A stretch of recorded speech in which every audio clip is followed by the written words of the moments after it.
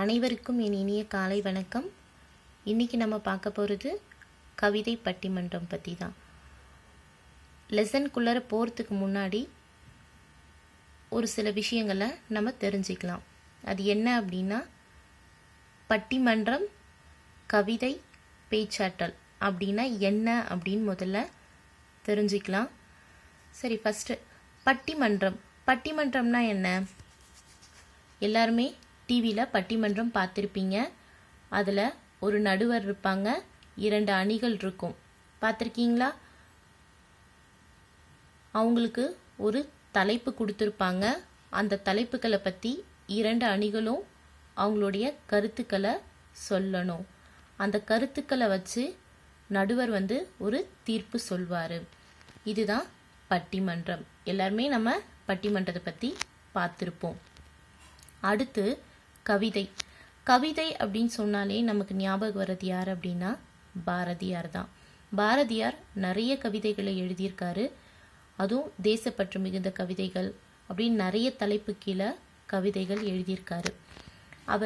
அவரோட கவிதைகள் எல்லாம் எழுதி பல நிறைந்த அவையில், அந்த அவையில் அவர் வெளியிட்டப்போ அவருக்கு வயசு வெறும் 11 தான்.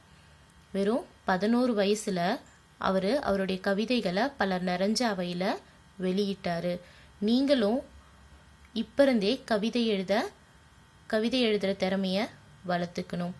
அடுத்து நம்ம பார்க்க போகிறது என்ன அப்படின்னா பேச்சாற்றல்.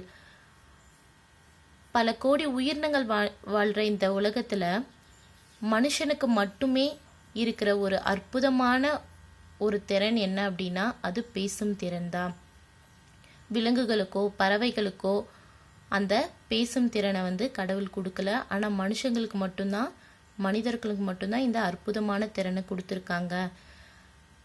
பேசுதல் அப்படிங்கிறது ஒரு அடிப்படையான திறன். அதில் பேச்சாற்றல், ஆற்றலோட நம்ம திறமையாக பேசுறது ஒரு உயர்நிலை திறன் அப்படின்னு சொல்கிறாங்க.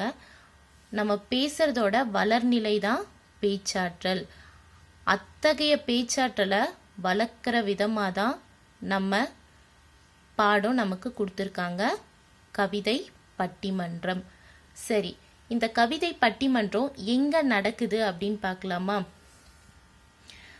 எங்கே நடக்குது அப்படின்னா இடம் பள்ளி வளாகம். பள்ளி வளாகம்னா என்ன? School campus.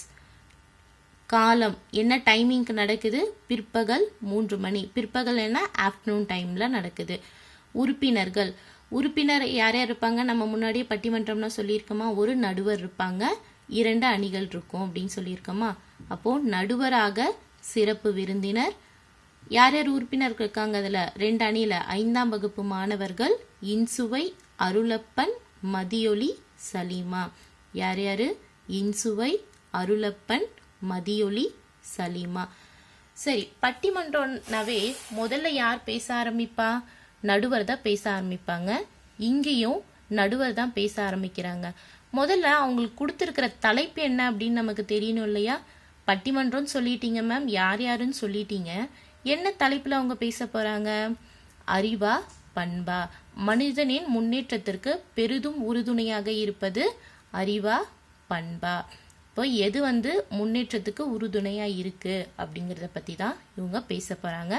முதல் நடுவர் பேசுகிறாரு. யாரெல்லாம் பேச போகிறா, எதை பற்றி பேச போகிறா அப்படிங்கிறத பற்றி நடுவர் சொல்கிறாரு.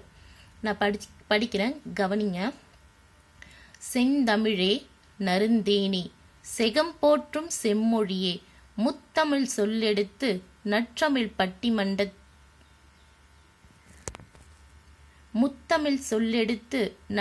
பட்டி மண்டபத்தின் நடுவராக நான் வந்துள்ளேன். வணக்கம். தித்திக்கும் தேன் தமிழில் எத்திக்கும் புகழ் பரப்பும் வித்தக கவிதையால் பெரிதும் தேவை அறிவா பண்பா என பாப்பாட வருகின்றனர் பாராட்டுக்குரிய நால்வர்.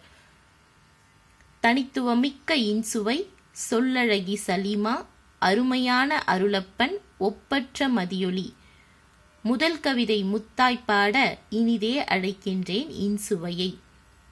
இல்ல பாருங்க, செந்தமிழ், முத்தமிழ், நற்றமிழ் அப்படின்னு தமிழை முதல்ல புகழ்ந்துட்டு என்ன பண்றாரு, வணக்கம் சொல்றாரு. வணக்கம் சொல்லிட்டு யார் யாரு என்னென்ன பண்ண போறாங்க, யார் யார் இதுல பங்கெடுக்க போறாங்க அப்படிங்கறத சொல்றாரு. அதோட தலைப்பு வந்துட்டு என்ன சொல்றாரு, அறிவா பண்பா என பாட வருகின்றனர் அப்படின்னு சொல்றாங்க. 4 பேர் சொல்றாங்க. யார் யாரு, தனித்துவம் மிக்க இன்சுவை, சொல்லழகி சலீமா, அருமையான அருளப்பன், ஒப்பற்ற மதியொலி.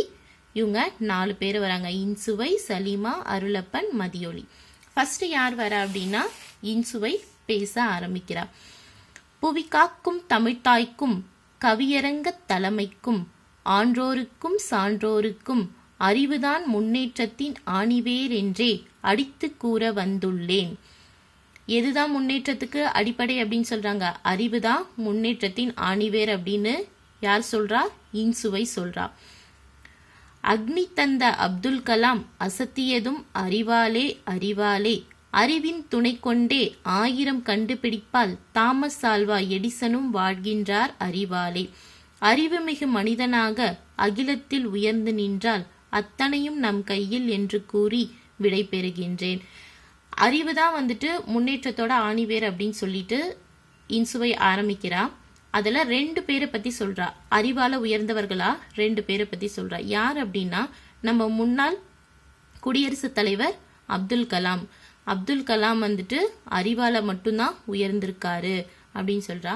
இன்னொருத்தர் யார் அப்படின்னா நிறைய கண்டுபிடிப்புகளை நமக்கு கொடுத்த தாமஸ் ஆல்வா எடிசன். இப்ப அறிவால உயர்ந்தவங்களா 2 பேர் யார சொல்றா, Abdul Kalam, Thomas Alva Edison. இவங்க 2 பேரும் அறிவால உயர்ந்து நிக்கிறாங்க அப்படின்னு சொல்லி அவளுடைய உரையை முடிக்கிறா.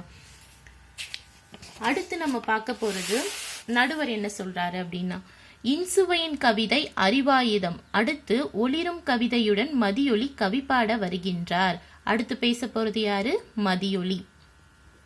மதியொலி என்ன பேசுறான்னு பார்ப்போம். அகிலமெல்லாம் தமிழே மணக்கும், பண்புதான் வெற்றிப்படி என்றே பறைசாற்ற வந்துள்ளேன். நற்பண்பு தூக்கிவிடும் நம்மை உயரத்திலே, நற்பண்பு புகுந்துவிட்டால் நாவினிலே இனிமை வரும். பண்பாலே சிறந்தவர் தாம் பலருண்டு நம்மிடையே, புத்தரோடு வள்ளுவரும் போதித்ததும் நற்பண்பே, நன்னெறியால் நிலைத்து நிற்போம் உலகினிலே. இப்ப மதியொலி எதை பத்தி பேசுறாங்க அப்படின்னா, பண்பால மட்டும்தான் எல்லாம் உயர்ந்திருக்காங்க அப்படின்னு சொல்றாங்க. பண்பு, நல்ல பண்பு நம்ம கிட்ட வந்துருச்சு அப்படின்னா நம்ம எல்லார்கிட்டயும் நாவினிலே இனிமே வரும், எல்லார்கிட்டயும் நல்ல விதமா பேசுவோம், நம்மள எல்லாருக்கும் பிடிக்க ஆரம்பிக்கும் அப்படின்னு சொல்லி சொல்றாங்க. அப்போ பண்பாலே சிறந்தவங்க அப்படின்னு சொல்லி யார சொல்றாங்க அப்படின்னா புத்தரும் வள்ளுவரும் பண்பை பத்தி தான் சொல்லியிருக்காங்க. அப்போ நம்ம நல்ல நெறிகளையும் பண்புகளையும் வளர்த்து உலகில நிலைச்சு நிற்போம் அப்படின்னு சொல்லி மதியொலி அவங்களுடைய உரையை முடிக்கிறாங்க. அடுத்து நடுவர். மிளிர்கின்ற தமிழ் கவிதை மதியொலியின் அரும் கவிதை. அறிவாற்றல் பயன் பேச அருளப்பன் வருகின்றார். செறிவாற்றல் கவிதையொன்றை செப்பிடவே வருகின்றார். இப்ப யார் வர, அடுத்து அருளப்பன் வராரு. ஓகே, அருளப்பன் என்ன பேசுறாங்க அப்படின்னு பார்க்கலாம். அறிவாற்றல் உள்ளவன்தான் ஆளுகின்றான் அண்டத்தை, வெறும் பண்பை வைத்துக்கொண்டு பெரும் பந்தல் போடலாமோ, கூறும் பண்பில் நம் வயிறும் நிறைந்திடுமோ, நல்லவன் இருந்தால் நாடென்ன முன்னேறுமோ, வல்லவன் வகுத்ததென்றோ வளமான இவ்வுலகு, தூண் போன்ற அறிவேதான் வான்முகத்தை தொட்டிடுமோ.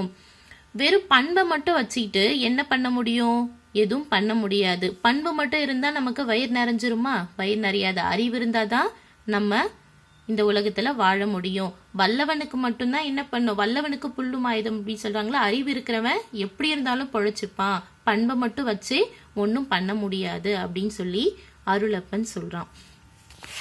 அடுத்து நடுவர். பண்பின் பெருஞ்சிறப்பை பொழிந்திடவே வருகின்றார் சொல்லழகி சலீமா. அடுத்து வரவங்க சலீமா வராங்க. பண்பிலான் பெற்ற செல்வம் பயனில்லை உலகோர்க்கே, பண்பேதான் அன்பை நல்கும் பன்மடங்கு உயர்வை தரும். உண்மை சொன்னேன் யாவருக்கும் அன்பின் மிகுதியால் அதியமான் உயிர்காக்கும் நெல்லிக்கனியை உவந்தளித்தான் அவ்வைக்கு, அத்தனையும் எளியோர்க்கு அன்னை தரசா பெற்று தந்தார். குணமென்னும் நற்பண்பே குன்றிலிற்ற விளக்கன்றோ.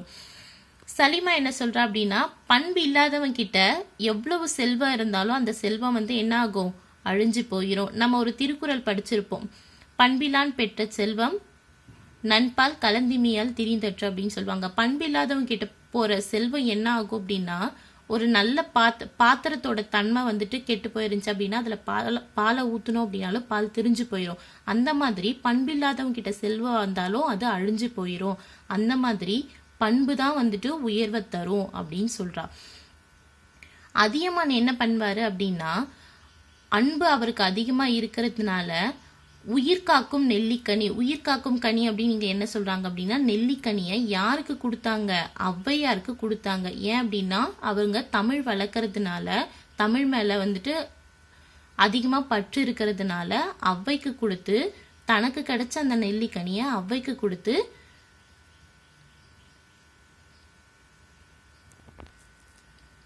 தனக்கு கிடைச்ச நெல்லிக்கனியை ஔவைக்கு கொடுத்தாங்க. அப்புறமா யாரை பார்க்குறோம் அப்படின்னா, அன்னை தெரசா. அன்னை தெரசா ஏழை எளியோருக்கும் எல்லாருக்குமே பாகுபாடு இல்லாம உதவி செஞ்சவங்க தான் யாரு? அன்னை தெரசா அப்படின்னு சொல்லி சலிமா முடிக்கிறாங்க. அடுத்த நடுவர் என்ன சொல்றாங்க அப்படின்னு பாருங்க. எல்லோரும் குறிப்பாக நல்லோரே போற்றும் வண்ணம் நற்கவிதை வாசித்தார்கள். எல்லாமே நல்லா பேசினாங்க. என்னுடைய தீர்ப்பிற்கு இசைந்தே தான் வருகின்றேன். கண்ணுக்கு இருவிழி கல்வியின் நேர்விழி, அறிவும் பண்பும் சமமாக வைத்தேதான் உறுப்புகள் பெறுவோமே. கண்ணுக்கு எப்படி 2 விழியோ அதே மாதிரிதான் அன்பும் பண்பும் அறிவும் பண்பும் சமமாக வச்சுதான் நம்ம புகழ் பெறணும் அப்படின்னு சொல்றாங்க. நமக்கு அறிவும் வேணும், பண்பும் வேணும். இது 2 இருந்தாதான் நமக்கு வாழ்க்கையில வெற்றி பெற முடியும். பொறி 5 பண்பாக, பார் முழுவதும் அறிவாக. பொறி 5 அப்படின்னா என்ன?